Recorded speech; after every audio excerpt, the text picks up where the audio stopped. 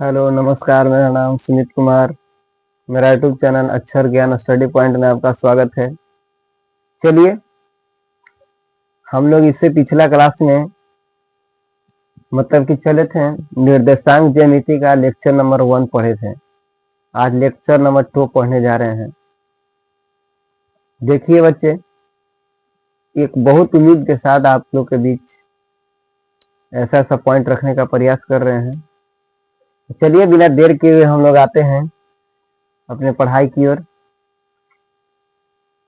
तो हम लोग आज पढ़ना है, इससे पिछला क्लास में हम 8 वो पॉइंट बताए थे, क्वेश्चन नंबर 8 तक बताए थे। अब हम लोग का क्वेश्चन नंबर 9 है, लेक्चर नंबर 2 है मूल बिंदु। यानी कहने का तो मूल बिंदु क्या है?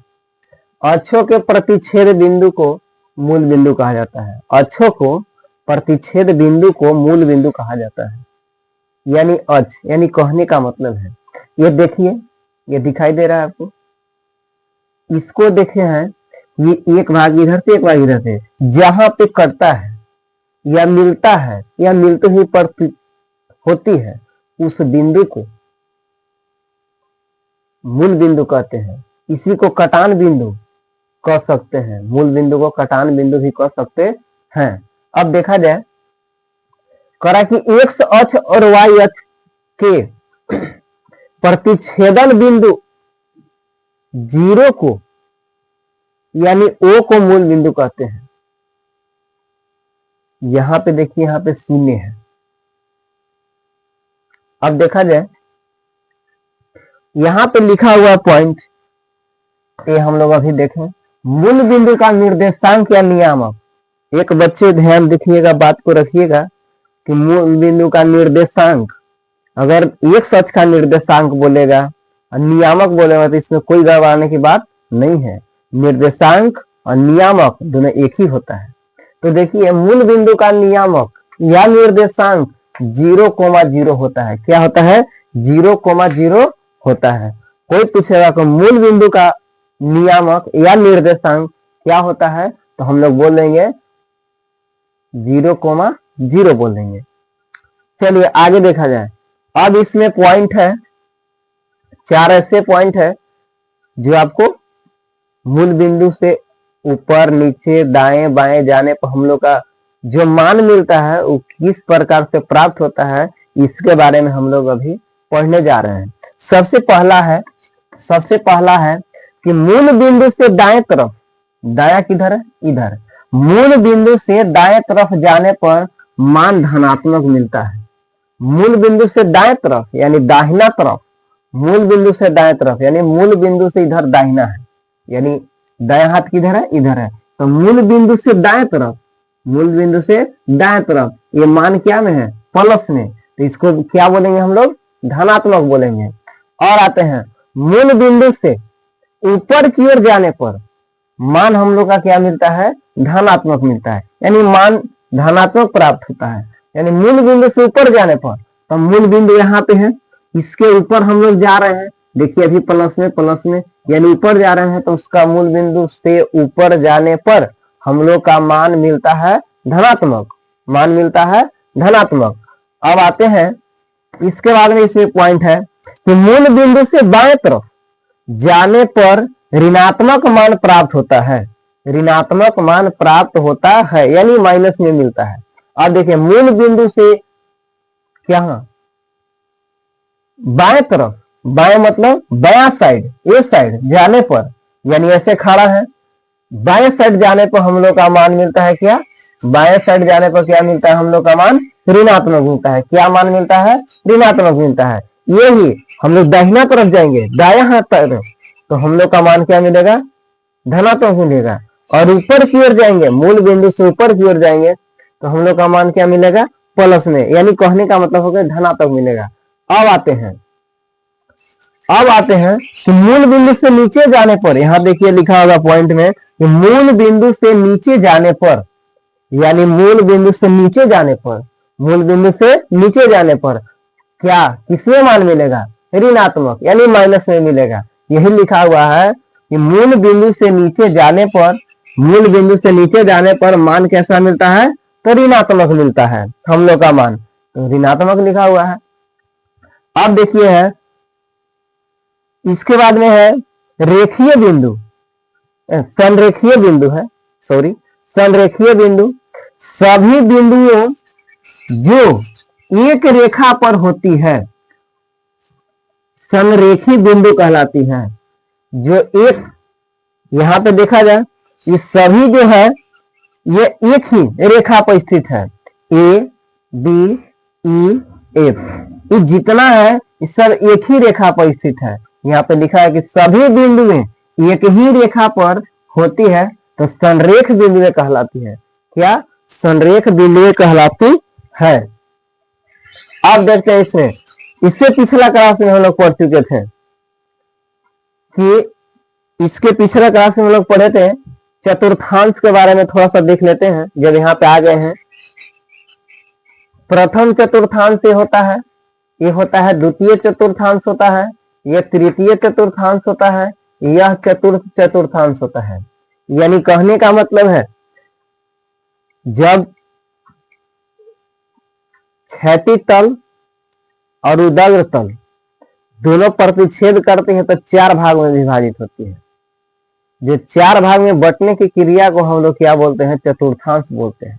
और हर एक चतुर्थांश में उसका चिन्ह जो होता है वह अलग अलग होता है। चिन्ह क्या होता है? अलग अलग होता है। तो देखिए प्रथम चतुर्थांश में चिन्ह हम लोग का मिलता है, सबसे पहले हम लोग लिखते हैं पहले x के, इसके बाद y के। तो x यानी मान जो है किसमें है? प्लस में, प्लस दे दिए, और ऊपर ला मान क्या में है? प्लस में, प्लस में दिए। यानी प्रथम चतुर्थांश में चिन्ह होता है प्लस कोमा प्लस होता है। अब आते हैं द्वितीय चतुर्थांश में।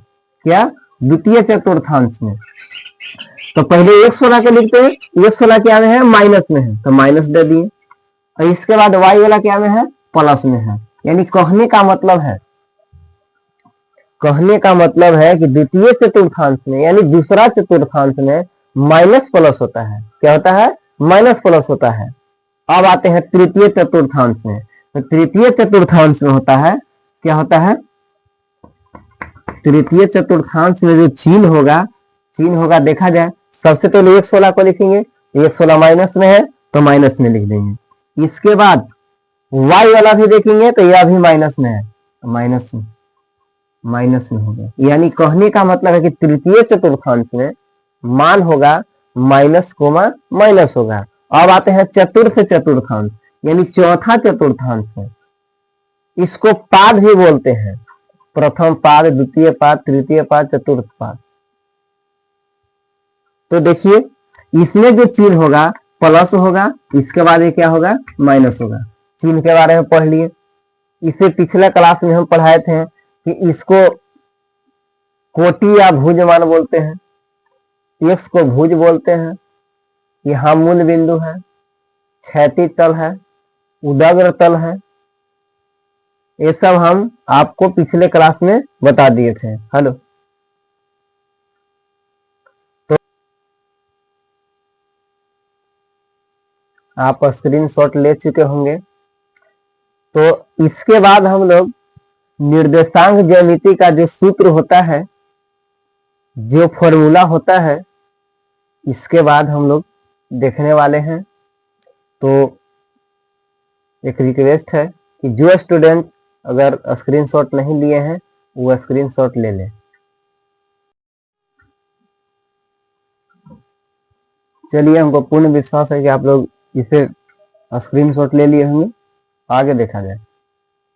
अब हम पढ़ने वाले हैं निर्देशांक ज्यामिति का सूत्र। या निर्देशांक ज्यामिति में सूत्र क्या कौन कौन से होते हैं, इसके बारे में हम लोग बारी बारी से जानने का प्रयास करेंगे। सबसे पहला है कि दूरी सूत्र निकालना। एक बिंदु से दूसरे बिंदु, यानी कि देखिए एक यह बिंदु है, एक यह बिंदु है, कि जो बीच का जो गैप है ये कैसे निकलेगा, इस सूत्र के माध्यम से हम बताने वाले हैं। इसलिए है चौक है, यहाँ एक पॉइंट है, यहाँ एक पॉइंट है, इसको बीच की दूरी निकालना है। किस तरीका से निकालेंगे, इसके लिए आपको बीच सूत्र रखा गया है। चलिए देखिए, कह रहा है कि दो बिंदुओं, बिंदु P x1 y1 तथा बिंदु जो Q है x2 y2, बीच की दूरी निकालने का सूत्र कौन होगा, यह सूत्र है। P बराबर क्या है, PQ बराबर है root under x2 minus x1 के whole square plus y2 minus y1 के होल स्क्वायर, या PQ बराबर हो जाएगा x1 माइनस y1 के whole square plus y1 minus y2 के होल स्क्वायर। अब आते हैं आगे मूल बिंदु O, बिंदु O 0,0 से बिंदु P, बिंदु जो P है x, y की दूरी, यानी कहने का मतलब यहाँ पे समझाया गया है। ये देखिए यहाँ पे मूल बिंदु है, यहाँ पे एक बिंदु जो है P है, इसके बीच की दूरी, इसी को तो निकालना है, इसके बीच की दूरी। तो देखिए दूरी कैसे निकलेगा, इसको होगा यानी OP, ये क्या है, दूरी क्या है OP, तो OP बराबर सूत्र होगा x root under X square plus Y square, root under X square plus Y square होगा। आगे देखते हैं, माना कि यहां तक चल दिए हम लोग, चलिए यहाँ आते हैं। माना कि AB एक रेखाखंड है, माना कि AB एक क्या है, रेखाखंड है, जिसे बिंदु P AB को m अनुपात n में अंतः विभाजित करता है, अंतः विभाजित करता है। तो इसके लिए सूत्र क्या है, m2, इसके लिए सूत्र है कि mx2 प्लस nx1 बटा m plus n, my2 plus ny1 बटा m प्लस n। अब यहाँ पे देखिए समझा जाए, यहाँ पे एक बिंदु है A और B, कहाँ विभाजित कर रहा है इसको, अंतः, अंतः का मतलब कहता है अंदर। तो देखिए तो इस दो बिंदु के बीच में यानी कि अंदर है तो m अनुपात n में इसको क्या कर दे रहा है, बांट दे रहा है, m अनुपात n में बांट दे रहा है। अब आइए, इसीलिए इसका सूत्र ये होता है। आगे देखा जाए, माना कि AB एक रेखाखंड है जिसके बिंदु PAB को m अनुपात n के बाह्य विभाजन, यानी बाह्य का मतलब होता है बाहरी, जैसे यहाँ पे देखिए एक बिंदु यहाँ, एक बिंदु यहाँ है, तो बाहरी कहाँ होगा, यहाँ हो सकता है। फिर से समझिए, एक बिंदु यहाँ है, दूसरा बिंदु हम यहाँ दे दिए, मान चलिए बिंदु A है, B है, तो अंतः नहीं बाहर विभाज यानी बाह्य विभाज, तो बाहर का मतलब क्या होगा, चाहे तो इधर होगा चाहे तो इस साइड होगा। देखिए करते, तो इसके लिए सूत्र है mx2 माइनस ny1 बटा m plus n, my2 minus ny1 m minus n होगा। ठीक है, अब यहाँ देखा जाए, यहाँ पे समझाया गया है, यहाँ A और B दो बिंदु है, जो P बिंदु है वो इस बिंदु के कहाँ है, बाहर है, इस बिंदु का कहाँ है, बाहर है, यानी इसको बाह्य विभाजन बोलेंगे। ये पूरा m हो गया, अब यहाँ से यहाँ तक n हो गया, तो ये हो गया बाह्य विभाजन। अब इसमें दो पॉइंट है कि यदि m अनुपात n का मान धनात्मक हो तब अंतः विभाज होगा, अंतः विभाज होगा। यदि m और n का मान ऋणात्मक यानी माइनस में होगा तब वह बाह्य विभाजन होगा। क्या होगा, बाह्य विभाजन होगा। फिर से एक बार देख लेते हैं, दो बिंदुओं के बीच की दूरी निकालने के लिए सूत्र है PQ बराबर root under x2 minus x1 के whole square plus y2 minus y1 के होल स्क्वायर, या PQ बराबर root under x1 minus x2 के whole square plus y1 minus y2 के होल स्क्वायर। अब मूल बिंदु के बीच की दूरी, कहीं पे मूल बिंदु से बीच की दूरी निकालने के लिए दिया गया है, इसके सूत्र है OP बराबर, यहाँ पे आप पॉइंट भी चेंज कर सकते हैं, यहाँ पे Q, यहाँ पे R, यहाँ पे A, यहाँ पे B, यहाँ पे C, यहाँ पे D, कोई दिक्कत नहीं है। जो यहाँ पे फिगर में बना के हम समझाए हैं वही पे लिखे हुए हैं। यानी कोई स्टूडेंट होगा कि मान चलिए कि यहाँ पे ऐसे दे देगा, देख लीजिए एक बार, यहाँ पे हो गया y डैश, यहाँ पे y हो गया, यहाँ पे x डैश, यहाँ पे x हो गया, शून्य हो गया। यहाँ पे मान के चलिए दे दिया, कोई बात नहीं, यहाँ के बीच के बिंदु दे देगा, यहाँ D देगा x y। तो इसके लिए सूत्र होगा AB बराबर, OB बराबर क्या, OB बराबर होगा, इस जगह पर OB होगा, लेकिन हम पहले यहाँ बताए हैं क्या, इसमें बताए हैं तो क्या होगा, OP होगा। तो OP बराबर सूत्र होता है रूट अंडर x के स्क्वायर प्लस y के स्क्वायर। अब माना कि ये भी एक रेखाखंड है जिसे बिंदु पी ए बी को एम अनुपात एन में अंतःविभाज करती है। अंतःविभाज करती है तो सूत्र इसके लिए है P बराबर है M x two plus N Y one बटा एम प्लस एन। इसके बाद में है कि X Y two plus N Y one बटा एम प्लस एन। फिर से देखिए M x two plus N x one बटा एम प्लस एन। फिर यहाँ है M Y two plus N Y one बटा एम प्लस एन। यह यहाँ से समझाया गया है एक बिंदु ए है एक बिंदु बी है। अंतः के मतलब होता है अंदर, अंतः का मतलब होता है अंदर। तो यह देखिए तो बिंदु पी कहाँ पे है, ये दो पॉइंट के बीच में है, यानी कि अंतः है। कहीं भी अंदर रहेगा तो उसको अंतः कहें। यहाँ एम अनुपात एन में क्या है, विभक्त है यानी विभाज्य है। आगे देखा जाए, माना कि ए बी एक रेखाखंड है जिसके बिंदु पी ए बी को एम अनुपात एन में बाह्य विभाज्य करती है तो P बराबर सूत्र होगा m x two minus n x one बटा m minus n comma m Y two minus n Y one बटा एम माइनस एन। अब यहाँ पे देखिए इसका फिगर है, जिसे ए और बी दो पॉइंट है और बाह्य विभाजन, बाह्य का मतलब कहाँ है, बाहरी विभाजन, बाह्य का मतलब बाहरी विभाजन। तो जो एम है वो पूरा बड़ा वाला है और जो एम है वह छोटा वाला है। अब दो गो पॉइंट है, लिखा हुआ है कि यदि एम अनुपात एन का धनात्मक हो तब विभाजन अंतः विभाजन होगा। अगर एम अनुपात एन अगर प्लस में होगा, धनात्मक होगा, तो उसका विभाजन किसमें होगा, उसका विभाजन हो जाएगा अंतः। यदि अगर एम अनुपात एन ऋणात्मक यानी माइनस में होगा तो उसका विभाजन होगा बाह्य। तो आपसे एक रिक्वेस्ट है, हेलो, आपसे एक रिक्वेस्ट है कि इसका स्क्रीनशॉट ले लीजिए। चलिए आप लोग स्क्रीनशॉट इससे पीछे वाला ले चुके होंगे और इसके आगे 4 तक हम सूत्र बताए थे। इस 5वां 6वां 7वां 8वां इस तरह से सूत्र है। करा कि बिंदु ए x1 y1, बिंदु बी x2 y2 तथा बिंदु पी ए बी को मध्य बिंदु हो तो इसके लिए सूत्र होता है P बराबर होता है x1 प्लस x2 बटा 2 कोष्ठ कोमा y1 प्लस y2 बटा 2 होता है।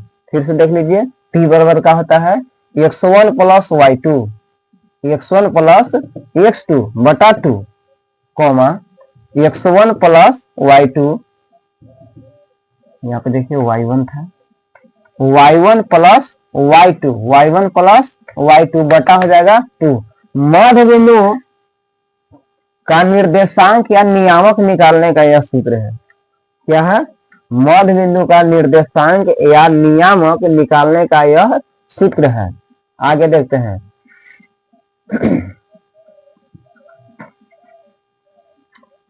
यदि ABC एक त्रिभुज है जहां बिंदु A x1 y1, बिंदु B x2 y2, बिंदु C x3 y3, तो त्रिभुज ABC का क्षेत्रफल क्या होगा, तो त्रिभुज ABC का क्षेत्रफल होता है 1/2 बड़ी कोष्ठ x1 into y2 minus y3 plus x2 into y3 minus y1 plus x3 into y1 minus y2। यहाँ पे मोड लगा हुआ है।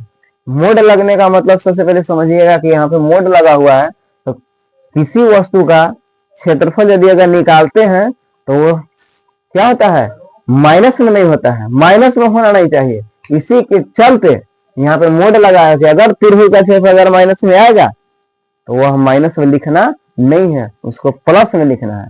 यानी हमेशा क्षेत्रफल जो होता है हमेशा क्या होता है, वह धनात्मक होता है, न कि ऋणात्मक होता है। आगे देखा जाए, यदि बिंदु ए कोमा बी तथा सी हो तो त्रिभुज एबीसी का जो संरेख होगा, संरेख यानी संरेखी हो तो त्रिभुज का क्षेत्रफल 0 के बराबर आता है। संरेख होगा त्रिभुज तो शून्य के क्षेत्रफल बराबर होगा।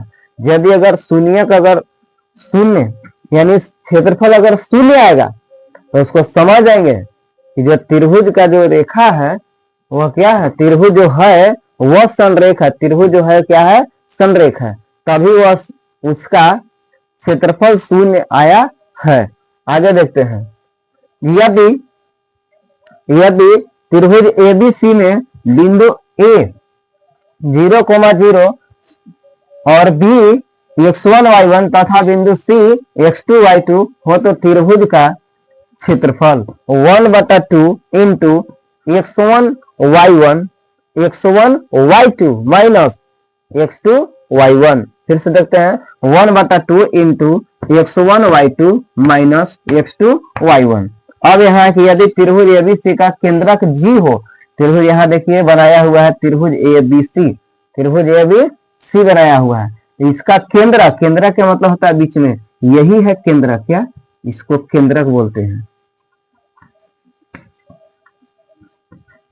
केंद्रक, इसको क्या बोलेंगे, केंद्रक बोलते हैं, इसको क्या बोलेंगे, केंद्रक बोलते हैं। तो केंद्रक निकालने के लिए बीच को निकालने के लिए हम लोग का सूत्र है क्या है, जी बराबर होगा, जी बराबर हो जाएगा x1 plus x2 plus x3/3 comma y1 plus y2 plus y3/3। क्या फिर से देखिए, जी बराबर x1 plus x2 plus x3/3 comma y1 plus y2 plus y3/3। यह जो है केंद्रक निकालने का सूत्र है। फिर से एक बार देख लेते हैं हम लोग, यहाँ जो बिंदु A है x1 y1, बिंदु B है x2 y2 तथा P जो है ये B का मध्य बिंदु है, यानी बीचों बीच है, ये B का मध्य बिंदु है यानी बीचों बीच है। तो P वाला सूत्र होता है x1 plus x2/2 coma y1 plus y2/2 होता है, y1 प्लस y2/2 होता है। मध्य बिंदु का निर्देशांक या नियामक निकालने के लिए इस सूत्र का प्रयोग किया जाता है या उपयोग किया जाता है। आगे आते हैं, यदि त्रिभुज एबीसी का त्रिभुज, यदि एबीसी एक त्रिभुज है जहां ए बी सी निम्न प्रकार दिया गया है, यानी कहने का मतलब कि x1 y1 जो बिंदु B है x2 y2 बिंदु C है x3 y3, तो त्रिभुज का क्षेत्रफल क्या होगा, पहले है मोड 1/2 बड़ी कोष्ट x1 into y2 minus y3 plus x2 into y3 minus y1 plus x3 into y1 minus y2। यह होगा, बड़ी कोष्ट लगा दिए और मोड लगा दिए। मोड लगाने से हमको यह होता है कि त्रिभुज का क्षेत्रफल यदि अगर माइनस में आएगा भी तो उसको प्लस में लिखना है, क्योंकि किसी का भी क्षेत्रफल निकालिएगा वह शून्य के बराबर नहीं होगा, शून्य के बराबर शून्य कर रहे हैं, सॉरी माइनस में नहीं होगा, माइनस में नहीं होगा, माफ कीजिएगा गलत हो जाता, कहीं मिस्टेक हो जाता है। आगे देखा जाए, कि यदि बिंदु ए बी सी संरेखी है तो त्रिभुज का क्षेत्रफल शून्य होगा, त्रिभुज का क्षेत्रफल का होगा शून्य होगा, वह त्रिभुज होगा वह संरेख होगा, संरेख होगा त्रिभुज, जो संरेख त्रिभुज रहेगा उसका क्षेत्रफल शून्य के बराबर आएगा। आगे देखिए, यदि त्रिभुज एबीसी में बिंदु ए है o, यानी 0,0 मान सकते हैं 0,0 तथा B है x1 y1 तथा C हो गया x2 y2, तो त्रिभुज का क्षेत्रफल बराबर 1/2 into x1 y2 minus x1 y2 minus x2 y1, इसका सूत्र होता है। और यहाँ यदि त्रिभुज एबीसी का केंद्रक जी हो तो, यानी जी या इस पॉइंट में निकालना है तो इसके लिए सूत्र क्या होगा, x1 plus x2 plus x3/3 comma y1 plus y2 plus y3/3। यह सूत्र है जो निकालने के लिए। तो देखिए बच्चे, इसका स्क्रीनशॉट आप ले लीजिए। चलिए, स्क्रीनशॉट आप लोगों ने ले लिया होगा। तो इससे पहले एक बात सुनिएगा कि आज लेक्चर नंबर 2 है, जो निर्देशांक ज्यामिति का जितना थ्योरी था, जितना सूत्र था आपके बीच रखा गया है, इसको याद रखिएगा और यह जो है यह निर्देशांक ज्यामिति का जितना थ्योरी था वो हमने आपके बीच बताने का प्रयास किया। और यह 2 पॉइंट है, यानी 2 लेक्चर में खत्म हुआ है। फर्स्ट लेक्चर है, यह सेकंड लेक्चर है, और सेकंड लेक्चर में पूरा खत्म हो गया। अब इससे अब क्वेश्चन आगे क्वेश्चन आंसर कराया जाएगा, किस प्रकार से क्वेश्चन आता है कि कौन कौन सा सूत्र का यूज किस स्थान पर करते हैं। तो इससे पहले है कि यदि अगर इस नए यूट्यूब चैनल पर अगर आए हैं, आप नए हैं यूट्यूब चैनल पर, अक्षर ज्ञान स्टडी पॉइंट में आपका स्वागत है। आप इस स्टडी पॉइंट पे जाइए, अक्षर ज्ञान स्टडी पॉइंट पर जाइए, इस चैनल को सब्सक्राइब और बेल आइकन को दबा दें, ताकि इस तरह से वीडियो अगर बनाए हम तो आपके बीच पहुंचने में कोई दिक्कत एवं परेशानी ना हुए। और बच्चे लोग से एक रिक्वेस्ट है कि जब भी वीडियो देखिए तो फुल वीडियो देखा कीजिए। कोई बच्चे होते हैं कि वीडियो देखते हैं और स्किप कर देते हैं, और स्किप करने से कोई फायदा नहीं है। मेन जो पॉइंट होता है स्किप करने के बाद में छूट जाता है, बच्चा लोग फिर समझ में उसको नहीं आता है जल्दी, तो कहता है कि यहाँ पे छूटा हुआ है, यहाँ हो गया, ये हो गया। नहीं भाई, जब भी अगर देख रहे हैं तो पूरा वीडियो फुल देखिए, इसके बाद ही समझ में आएगा। समझाने का फुल गारंटी हम देते हैं, एक न 2 बार हम समझाने का प्रयास किए हैं वीडियो में। तो हमसे यही रिक्वेस्ट है कि आप पढ़ें और वीडियो को ज्यादा से ज्यादा शेयर दोस्तों के बीच में करें, ताकि दोस्त पीछे न रहे। आप पढ़ चुके हैं, मान चलिए दोस्त को भी बोलिए कि हाँ भाई इस YouTube चैनल से हम पढ़ते हैं, आप भी पढ़ने का प्रयास करें, ताकि भविष्य उसको आगे अच्छा हो सके। चलिए कोई बात नहीं है, और इसका क्वेश्चन आंसर बच गया, अगला वीडियो में क्वेश्चन आंसर कराया जाएगा। चलिए, थैंक यू सो मच।